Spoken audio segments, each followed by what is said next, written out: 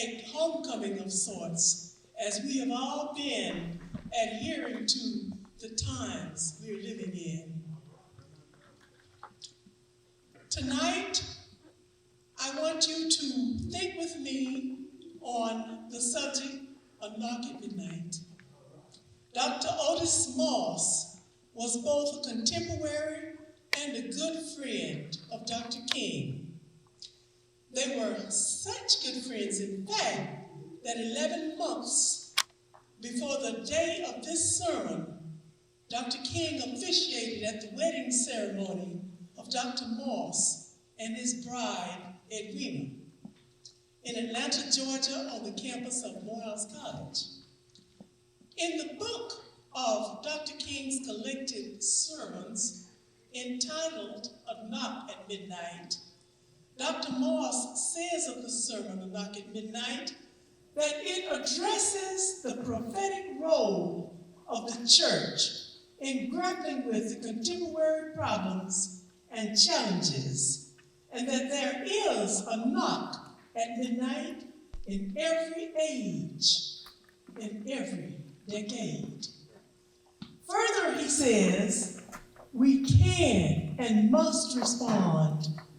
The church must respond with bread to match our hunger, with manna to match our need. Will you sit back, relax, and let the words and wisdom of Dr. Martin Luther King Jr. inspire us each anew in the sermon, A Knock at Midnight, as we each figuratively seek a new dawn. Thank you.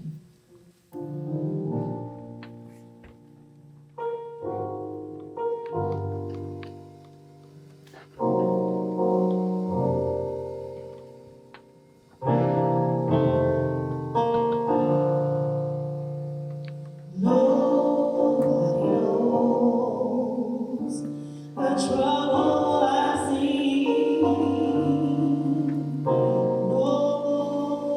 knows my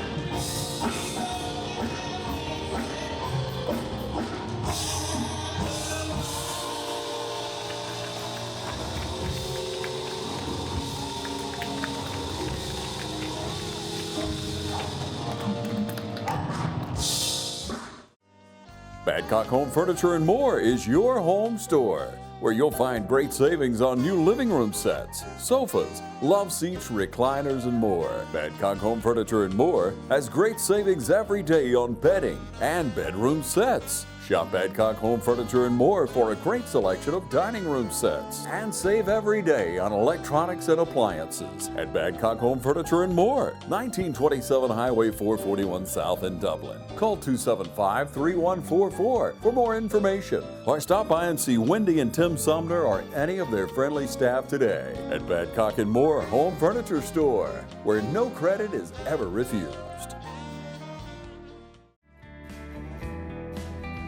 Whether you're looking for your first home or your dream home, you can always depend on XL Realty Group and Keller Williams Realty Middle Georgia. Our agents are committed to providing you with the highest quality client and customer service. Call one of our agents today. Tiffany Green, Sophia Jordan, JoBeth Bailey Rozier, Phil Dudley Jr., Jarvis Green, Tara Williams, Phyllis Rogers, or Diane Robertson. When making this type of investment that buying a home requires, you need to call the experts at XL Realty Group and Keller Williams Realty Middle Georgia. Each office is independently owned and operated.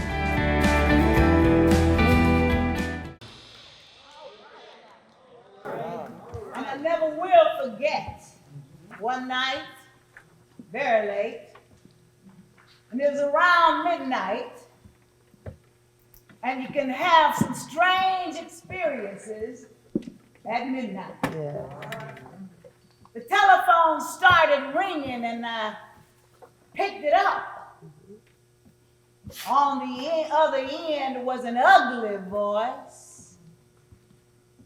That voice said to me in substance, "Nigga, we're tired of you and your mess now. Wow. And if you aren't out of this town in 3 days, I'm gonna blow your brains out and blow your house up." I'd heard these things before, but for some reason that night it got to me. I turned over and I tried to go to sleep. But I couldn't sleep. I was frustrated, bewildered. And then I got up and I went back to the kitchen and I started warming some coffee, thinking that the coffee would give me a little relief. And then I started thinking about many things. I pulled back on the theological and philosophy I'd studied in the university, trying to give philosophical and theological reasons for the existence and the reality of sin and evil. But the answer didn't come there. All right. I sat there and I thought about a beautiful little daughter who just been born about a month ago. We have 4 children now. We only had one then. She was the darling of my life. I'd come in after night after night and see that little gentle smile. I sat at that table thinking about that little girl and thinking about the fact that she could be taken away from me anytime. And I started thinking about a dedicated, devoted, and loyal wife who was over there asleep. She could be taken from me, or I could be taken from her. I got to the point where I just couldn't take it any longer. I was weak. Something said to me, "You can't call on Daddy now. He's up in Atlanta, 175 miles away. You can't even call on Mama." fall on that something. That person that your daddy used to tell you about. That power that can make a way out of nowhere. And I discovered then that religion had to become real to me, and I had to know God for myself. And I bowed down over that cup of coffee. I'll never forget it. And oh yes, I prayed a prayer. And I prayed out loud that night. I said, Lord, I'm down here trying to do what's right. I think I'm right. I think the causes that we represent are right. And Lord, I must confess that I'm weak now. I'm faltering. I'm losing my courage. I can't let the people see me like this, because if they see me weak, losing my courage, they'll begin to get weak. It seemed in that moment that I could hear an inner voice saying, Martin Luther, stand up for righteousness. Stand up for justice. Stand up for truth. And know I will be with you always, even unto the ends of the earth.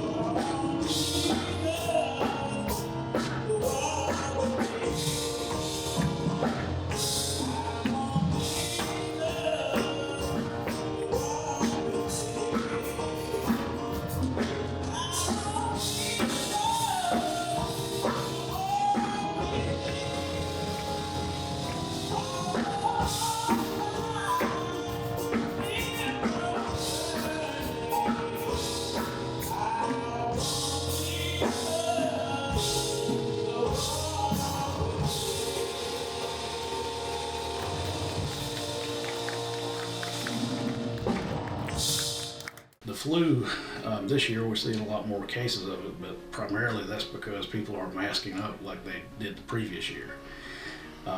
So the best thing to do is just get vaccinated.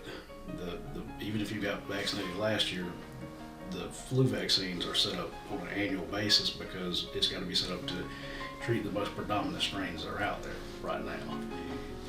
And with Corona, you always got to keep that one in mind, and we do Corona vaccinations here now.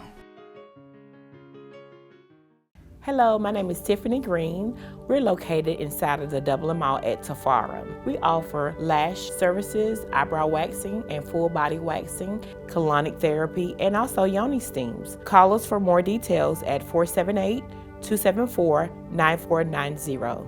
Thank you.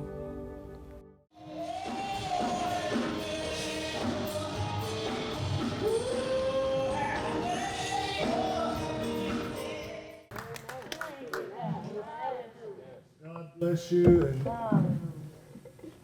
we thank God for all of you on this morning. Now, I come this morning to try to preach.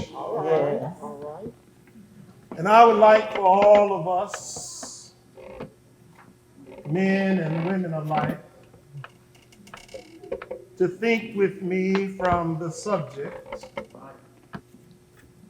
a knock at midnight. Our text this morning is taken from one of the familiar parables of our Lord and Master, found in the 11th chapter of the Gospel as recorded by St. Luke. It begins at the 5th verse. And he said unto them, which of you shall have a friend, and shall go to him at midnight, and say unto him, friend, lend me 3 loaves, for a friend of mine is in his journey, and has come to me, and I have nothing to set before him. And he from within shall answer and say, trouble me not. The door is now shut, and my children are with me now in bed. And I cannot rise and give thee. But I say unto you that though he will not rise and give him, because he is his friend, yet because of his importunity, he will rise and give him as many as he needs. Now, this is a parable dealing with the power of persistent prayer. But one of the things we always notice about the parables of Jesus is that although they are told to get over one basic thought, you can always find in the parables of Jesus great facets of thought, not intended as the main point. And as I look at this parable, I see within it a basic outline and a guide in dealing with the many problems that we confront in our nation and in our world today, and about the role of the church. Now, the first thing we notice in this parable is that it is midnight. But it's also midnight in our world today. We are experiencing a darkness so deep that we can hardly see which way to turn. It's midnight. It's midnight in the social order. Now, the Middle East has had the headlines over the past few days, but it should not at all cause us to forget there's another war. It's a futile, bloody, costly war taking place on Asian soil. We look over to Vietnam, and what do we see? We see the rice fields of a little Asian country being burned at will and trampled at whim. We see innocent peasants and little children being burned with napalm. And then we see our fine young men of our country dying in mountain numbers. All of this is indicative of the fact that it is midnight. The nations of the world are engaged in a bitter and tragic contest for supremacy. And you see, the real danger is that if we don't change our course in this world, all of our modern weapons of warfare will soon conspire to bring an untimely death to the human family on this globe. Miss Zedley, you know the late President Kennedy was right. Mankind must bring an end to war, or war will bring an end to mankind. Not only is it midnight in man's collective life, but it is midnight in his individual life. It's midnight in the psychological order.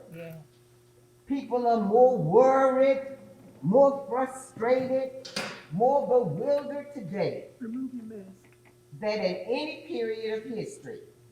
So many of us find that clouds of anxiety are floating in our mental skies. The psychopathic wards of our hospitals are full today. Ms. Drager, you asked, who are the popular psychologists today? I tell you, they are the psychoanalysts who delve into the inner chambers of the subconscious. What are the popular books in psychology?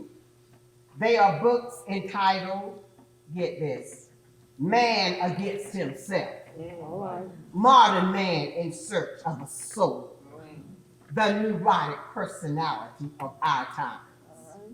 What are the popular books? The best sellers in religion today, they are books entitled Peace of Mind, Peace of Soul. And who are the popular preachers? You want to know, Dr. Edmond? Let me tell you. They are so often the nice little preacher who will preach nice little soothing sermons on how to be happy, how to relax, how to keep your blood pressure down. I tell you that at this time in our life, with so many doing everything they want to do, we have translated the gospel to read, go ye into all the world and keep your blood pressure down. And lo, I will make you a well-adjusted personality. All of this is indicative of the fact that it is midnight in the psychological order. Not only that, it is midnight in the moral order. Midnight is a time when all colors lose their distinctiveness. And everything becomes merely a dirty shade of gray. In the sense of the moral order, midnight is a time when all moral values lose their distinctiveness. And so in our world today, and for many people, there's nothing absolutely right and there's nothing absolutely wrong. Just a matter of what the majority of people are doing. And over again, we see this. Most people live by the philosophy, everybody is doing it, so it must be all right. It's midnight in the moral order. And you know, Miss Lily, midnight is a time when everybody's trying to get by. And this is exactly what we have done so often. We've often ended up with our relative ethicism, feeling that the only thing right is to get by. And the only thing wrong is to get caught. And so today, we don't talk about the Darwinian survival of the fittest. That was a theory that came along, but for us, it's a philosophy of the survival of the slickest. Nobody is concerned about obeying the 10 Commandments. In many instances, they're not important. Everybody is busy trying to obey the 11th commandment, thou shalt not get caught. According to this tragic philosophy, it's all right to lie, but lie with a bit of finesse. It's all right to exploit and rob, but be a dignified exploiter. So that when you do it, it becomes embezzlement instead of just stealing. It's all right to hate, but dress your hate in the garment of love and make it appear you are loving when you're actually hating. Just get by.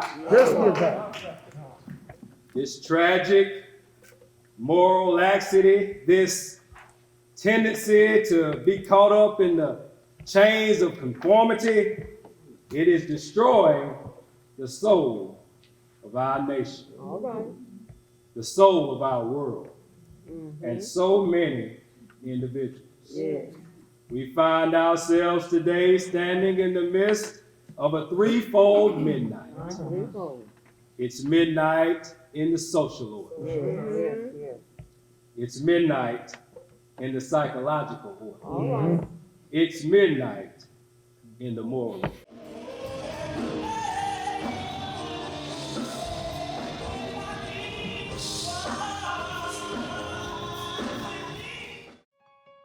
The City of Dublin Natural Gas provides the most cost-efficient source of energy available today. So for your home, choose the most natural resource. Safe, clean, efficient. All new subdivisions around the Dublin area have natural gas available. Start reducing your energy bills today with Dublin City Natural Gas Department.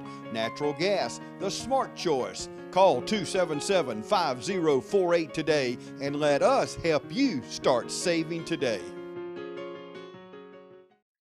Jackson's Income Tax Service is ready to serve you. Jackson's Income Tax Service is open year-round, so don't delay. Come in today and get your taxes done and out of the way. Jackson's Income Tax Service has always stayed abreast of current and future tax laws. Email Jackson's Income Tax Service, call 272-8681, or visit us at 610 North Church Street in Dublin.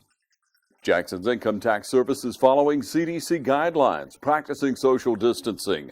You may drop off, email, or mail in your information for professional tax return services. So come to Jackson's Income Tax Service, where experience makes the difference.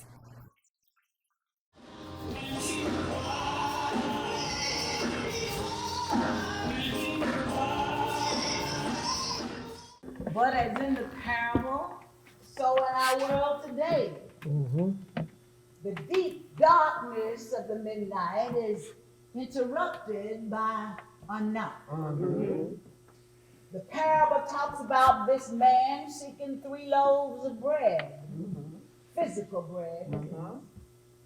In our world today, men and women are in search of 3 loaves of spiritual bread. They want the bread of faith. So many people have lost faith in themselves. They've lost faith in their neighbors. They've lost faith in God. In the midst of this faithlessness, they find themselves saying, Lord, I believe, but help my unbelief. They want the bread of faith. And then there is a quest for the bread of hope.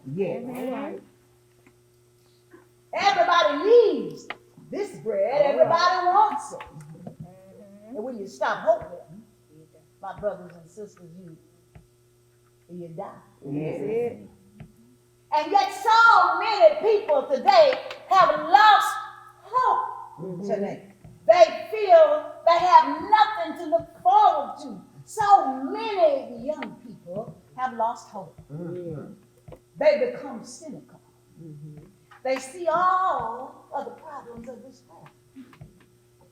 So many young men feel there's nothing to look forward to in life but going to the battlefield, giving one's life.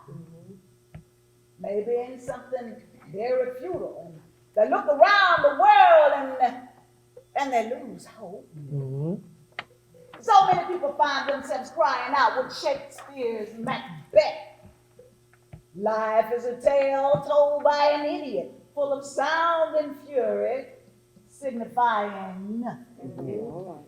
So many find themselves crying out with the philosopher Schopenhauer that life is an endless pain, or with a painful end. So many find themselves crying out with Paul Lawrence Dunbar, a crust of bread and a corner to sleep in, a minute to smile and an hour to weep in, a pound of joy to a peck of trouble, and never a laugh, but the moans come double, and that is life. In the midst of this hopelessness, men and women reach out for the bread of hope. Then there is this quest for the bread of love. Everybody needs this bread. We need it in two ways. First, we need to know how to love. The great problem of mankind today is still that there's just too much hate around. More than anything else, we've got to learn to love. In America, the white man must love the black man, and the black man must love the white man. Because we're all tied together in a single garment of destiny. And we can't keep having riots every summer in our cities. We can't keep having all of these problems all over our nation. Our white brothers must understand that we're too poor. And the federal government has enough money to get rid of slums and poverty and to get rid of these conditions that make for riots. There's no point in continuing to make excuses. Our white brothers have got to come to see one thing. We are in America, and we're here to stay. And we've got to learn to live together. We ain't going nowhere. That's a basic need in this country. There's 22 million Negroes that we have counted up. The census figures gave us that. Now, they don't take into consideration the Negroes that ran when they saw the census taker coming, thinking that somebody was coming to collect the field. So when you add the numbers that they didn't hit, there's at least 30 million Negroes in America, and we're here to stay. And our white brothers have got to learn to live with us. And now in our anger and in our response to the anger and oppression that we face, we must not have you turn around and do the same thing. See, you never solve one problem of tyranny by substituting a new problem, a new tyranny. A doctrine of black supremacy is as evil as a doctrine of white supremacy. God is not interested merely in the freedom of black men and brown men and yellow men, but God is interested in the freedom of the whole human race. The creation of a society where all men live together as brothers. And every man will respect the dignity and the worth of human personality. And the one way that every man will be able to do this is to remember that one word that Jesus talked about so often. And that is the word love. And so in the midnight hour and in the life of our world and our nation, I see men and women by the thousands running towards the church of God, trying to get the bread of faith, the bread of hope, and the bread of love. Now, my sisters and brothers, I want you to go with me just a little bit further, if you will. All right. Just go with me a little bit further.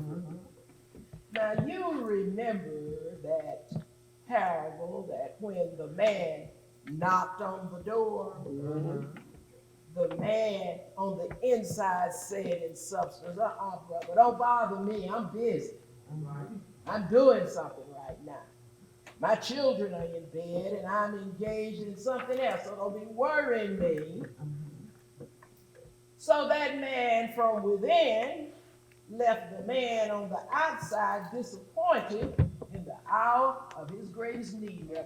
All right. This man needed something. You see, my friends, here at Mount Zion this evening, I come to you to tell you, and I'm having to honestly admit something, that the church has often left men and women disappointed at that greatest hour. Yes. The hour that they needed bread the most. Yeah.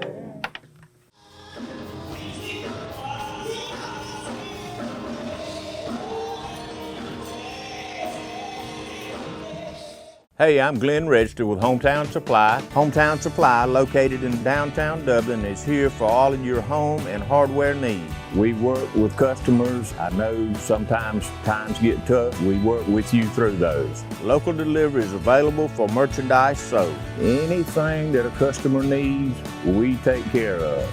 Just remember, you can't do business at Hometown Supply, you just can't do business. At Dublin Chevy Nissan, we're getting the St. Patty's Party started early. When you come to Dublin for our St. Patrick's Day Festival, make sure and visit Dublin Chevy Nissan. With shipments of new GMs and Nissans coming daily and a wide selection of pre-owned vehicles, don't miss the party of the year at Dublin Chevy Nissan. At Dublin Chevy Nissan, we take pride in turning our inventory. So if you see it online or on the lot, act quickly. And remember, Don sells trucks well at Dublin Chevy Nissan.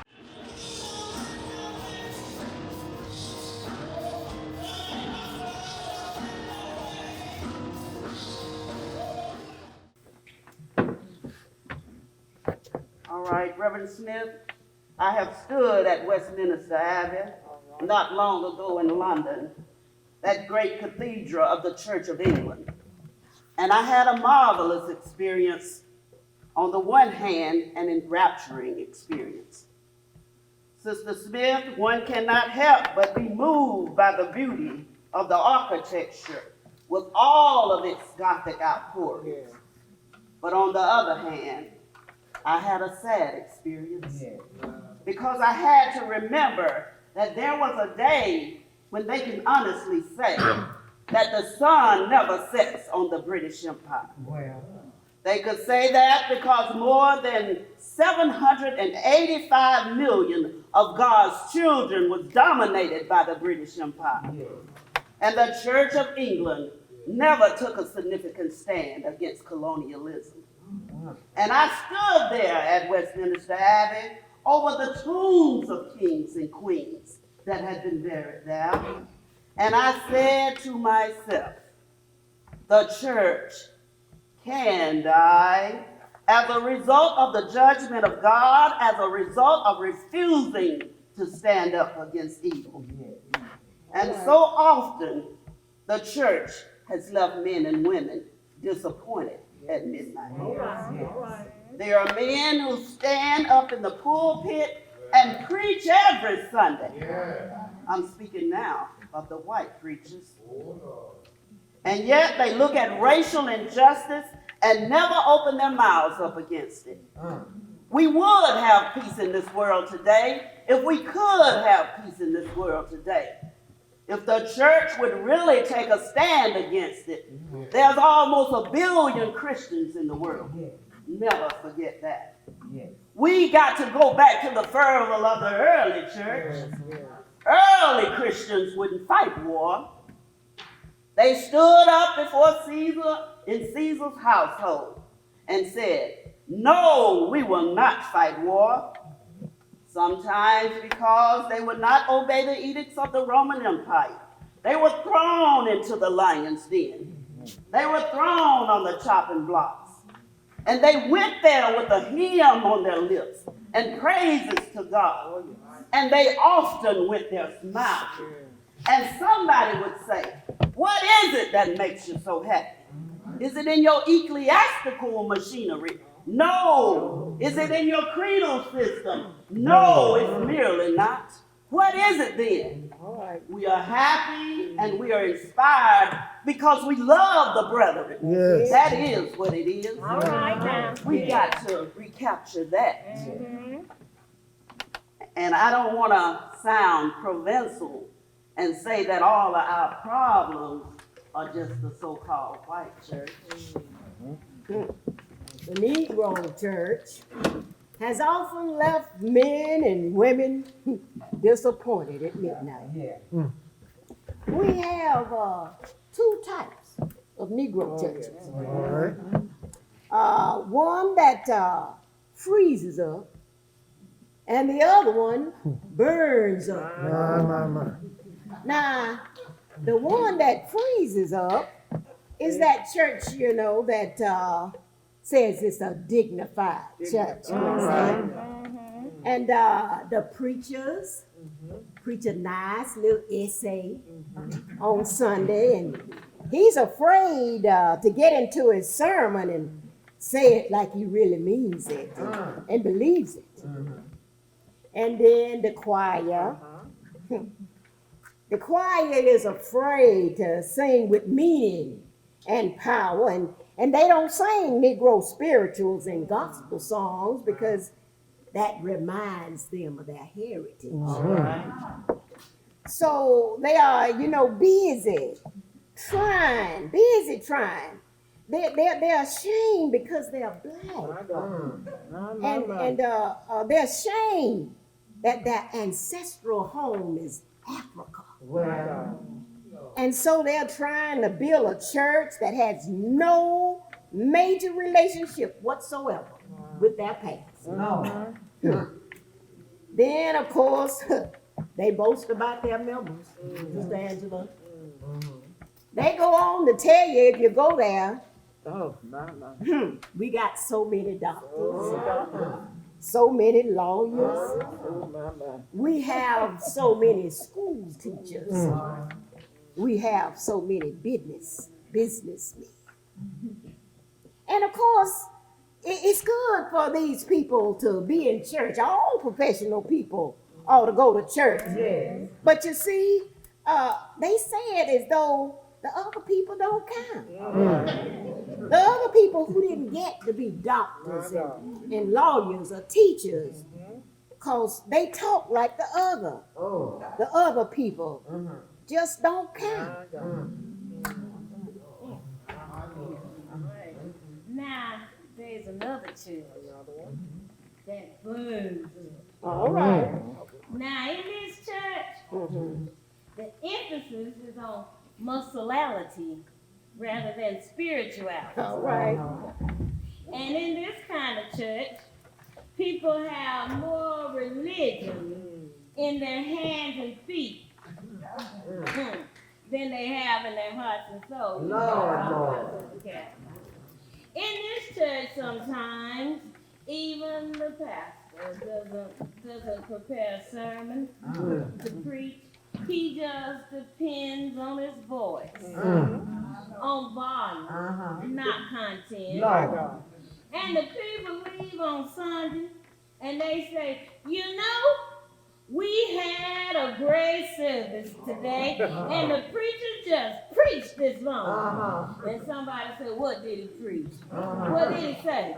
And I don't know. I don't know what he said, but he preached this long. Now, the danger of this kind of church is that people will play with God. The danger of this kind of church is that the people will make religion irrelevant. It becomes merely emotionalism. All right. Now, religion, when it is real, is emotional, as well as intellectually meaningful and respectable. But it is emotional, Tina. You know what I'm talking about? But the danger of this kind of religion is that the pastor and the members will have what Paul calls a zeal of God, not according to knowledge. Yes, that's it. When I quoted that passage earlier, it said not only love the Lord thy God with all thy heart, but it said with all thy mind. All right. The other danger of this kind of church is that everybody involved will become so caught up in the irrelevant that they will not be concerned about the day-to-day problems. Yes. All right. I believe I'll preach a little harder. All right. Sister Cynthia, it seems that I can hear the God of the universe saying, don't play with me. Don't play with my people. All right. Seems that I can hear Sister Edmund, the God of the universe, speaking to the Negro church. And the white church also saying, my people are hungry, Pastor Bell. They're in need of bread. Don't play with me. All right. Don't play with them. When they come at midnight seeking bread, provide it for them. If you don't do that, I won't hear those beautiful anthems. You can preach your eloquent sermons. All right now. You can pray your loud prayers. All right. But I won't hear any of it. Because your hands, they're full of blood. All right. The thing I'm concerned about, saints, you will let justice roll down like water. All right. And righteousness like a mighty stream. And if you want to know what it is that I require of you, it's simply this. All right. Sister Vicky, do justly. Yeah. Love mercy. And the Bible tells us to walk humbly before thy God. All right. Our saints of God, we must never leave men and women disappointed at midnight.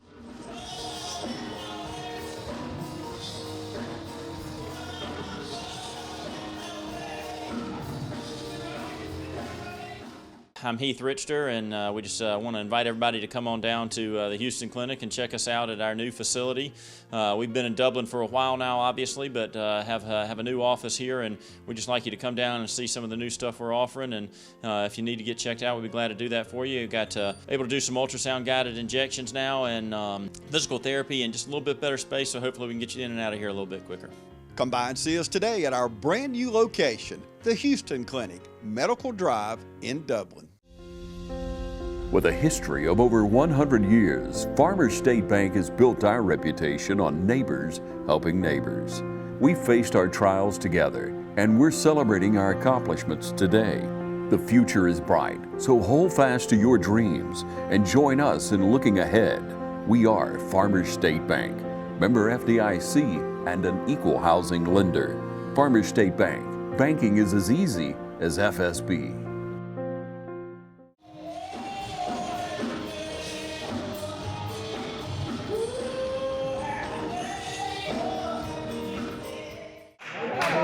Sisters and brothers, and go just a little bit further. And I'm about to close now because we got to end. But there are two things I want to say. All right. The interesting thing is that after that man knocked on that door that night, the man that was on the inside didn't open that door. All right. The man on the outside just kept on knocking. And the passage uses a big word right here. It uses the word importunity.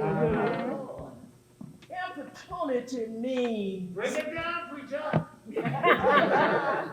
Persistence. All right. Perseverance. It means, keep it on, keep it on. Yeah. Don't stop. All right. No. Staying with it. So that man just kept on and knocking. Now, if you'd allow me to use my imagination right here a minute, I'll tell you why that fella kept on knocking. He realized, Julie, he realized that there was some bread in that house. All right. He wanted to get in there. Yeah. You see, if he had thought for 1 minute that there wasn't any bread in that house, you know what he would have done? He would have gone on to the next house. Yeah. All right. He wouldn't have been standing there waiting, wasting his time. Round there after he was so disappointed, he thought there was no bread in that house. But deep down in this man, he knew that there was some bread in that house. And he wanted to get in there. Yeah. And this is what we must hear today as a church. This is what I want to leave with the men this morning. And all the members, Elder Bostic. Mount Zion, you have the bread of life. Keep the bread fresh. Don't let it get stale. Because somebody's coming by here one day to try to find a little bread. Some young man, disillusioned about life, is going to come by here one day and try to get a little bread of faith and the bread of hope. Keep it fresh. Keep it fresh. Sister Bell, some young person who has made a mistake in life, caught up in the tragic guilt field, and will come by here one day. Somebody who's made a mistake, some young person who tried to drown the guilt by finding an answer elsewhere. They didn't find it in the nightclub. They tried, but they didn't find it there. Tried to find it in excessive drink. Didn't find it there. Tried to find it in sex promiscuity. But they didn't find it there, Elder Bell. But one day they're coming by here, wanting the bread of forgiveness. And you got to keep it fresh. You got to keep it fresh enough to let them know there is a fountain filled with blood from Emmanuel's veins. Keep the bread fresh. One day, some old person, Sister Angela, is coming back. Someone who has been through the morning of childhood and the noon of adulthood. And now they're moving toward the evening of life. They're worried about the health. They're worried about death. All they need is a little bread to tide them over. One day they're coming by here.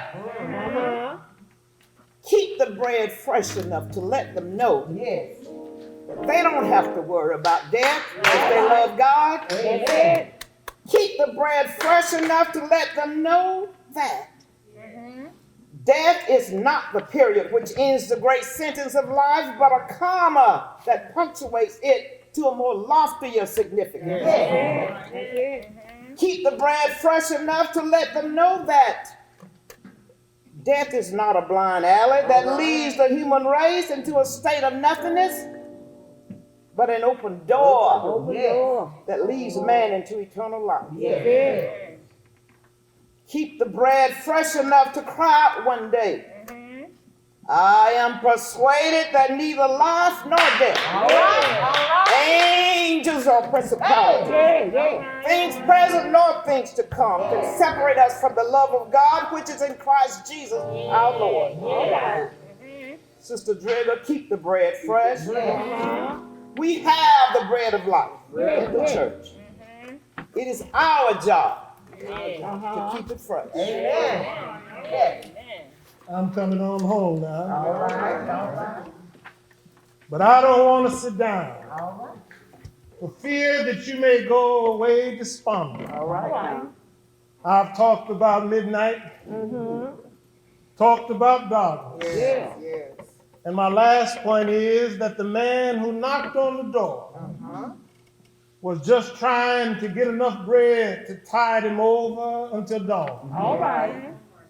He knew that morning would come. And I want to leave you this morning letting you know that however dark it is now, morning will come. Therefore, I'm not worried about tomorrow. There is a pendulum swinging in life, I guess. It goes between darkness and light, midnight and morning. And our slave foreparents taught us much. Their beautiful sorrow songs of which you sang so beautifully this morning. They looked at the midnight surrounding their days. They knew there was sorrow. Agony was all around. And when they thought about midnight, they would sing, nobody knows the trouble I see. Nobody knows but Jesus. But pretty soon something else reminded them that morning would come. And they started singing, I'm so glad. Trouble don't last always. And that is it, my friend. I get kind of disillusioned at the race problem. I get worried about Alabama. All right. And I get worried about Georgia. And I get worried about all the other places. Mississippi. And I get worried about the white backlash.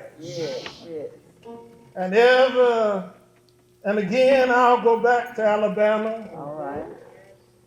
And a voice says to me, God has not yet turned the world over to Governor Wallace. All right. And I can hear another voice say, the earth is the Lord's. All right. And the fullness thereof. All right.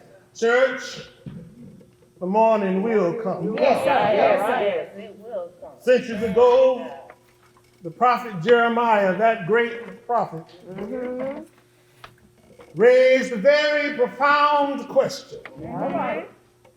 He looked at all the inequities around and he noticed a lot of things. He noticed the good people so often suffering and the evil people so often prospering. And Jeremiah raised the question, is there no balm in Gilead? Is there no physician there? Yes, sir. Centuries later, our slave foreparents came along, and they too confronted the problems of life.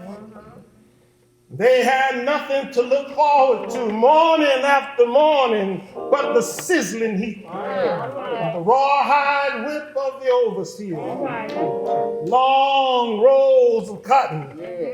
But they did an amazing thing.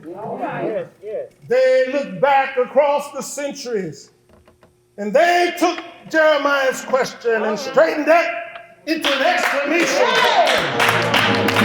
And they could see there is a balm in Gilead to make the wounded whole. There is a balm in Gilead to heal the sin-sick soul.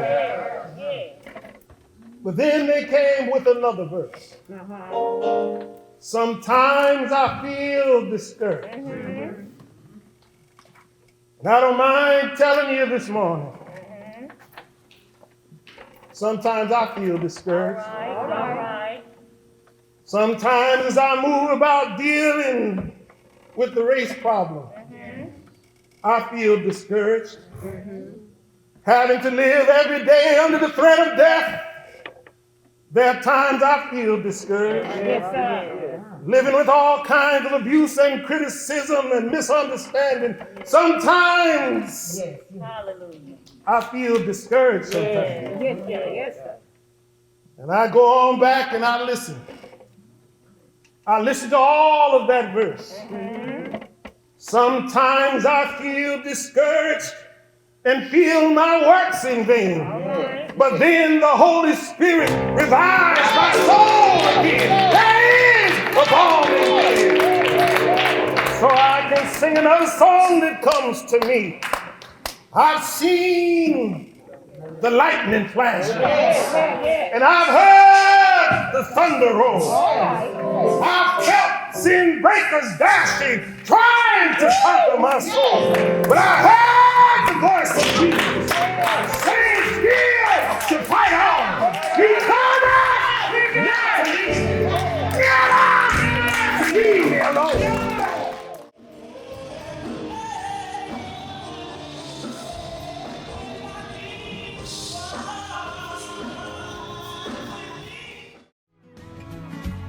Allen's Heating and Cooling is your licensed Amana equipment dealer. Trust Allen's Heating and Cooling to install and service your heating and cooling unit. Allen services all brands, and with the purchase of a new Amana, offers a lifetime compressor warranty. Call Sean Clark or any of his friendly staff at Allen's Heating and Cooling, your Amana dealer. Amana lasts and lasts and lasts. Wayne Kemp's Dublin Auto Sales will put you in the driver's seat today. Come see our great selection of quality pre-owned cars, trucks, and SUVs. Our sales professionals are ready and waiting. Come see TJ, Trey, Alan, and Britt at Wayne Kemp's Dublin Auto Sales, where good deals and good people meet. Visit us at 606 East Jackson Street in Dublin. Call us at 275-2010 or log on to DublinAutoSalesGA.com. Wayne Kemp's Dublin Auto Sales will put you in the driver's seat today.